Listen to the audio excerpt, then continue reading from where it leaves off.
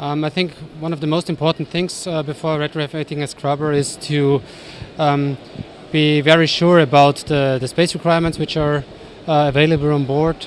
Also, but what you don't what's not they don't be also to be aware of is also the power requirements, which is very important in our experience.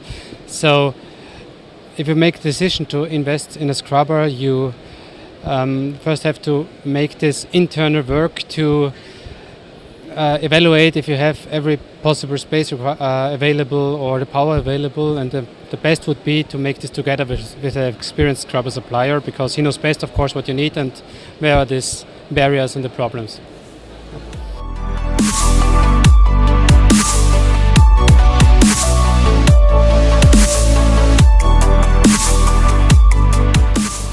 I think for most of the ship owners, the problem could be that they are not sure about the technology itself. They don't know what will be their.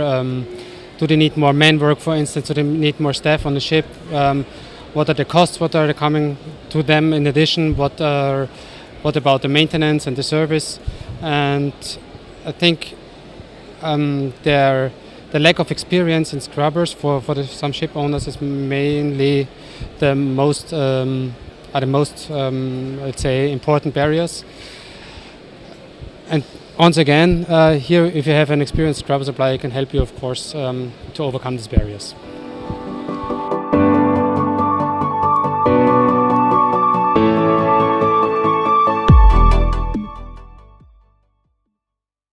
So what I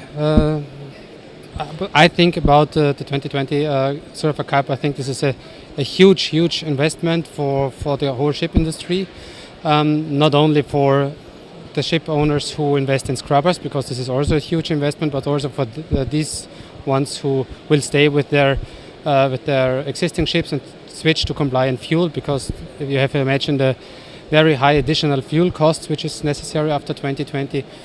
And our expectations is that the price gap between low and high sulfur fuel will rise in the first 1-2 years, and then maybe will shrink a little bit, this price gap, but nevertheless the payment or the return on invest for scrubbers will be very low.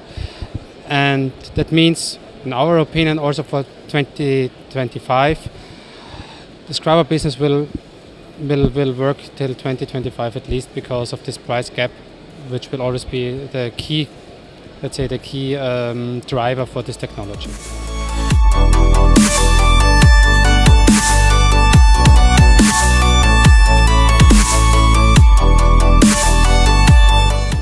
Yeah, I think this is a problem we already see now, because we have a lot of inquiries now. They want to install the scrubber in the next year or in 6 months lead time, and this is a really a problem at the moment, because lead times now are increasing to 1 year or even more.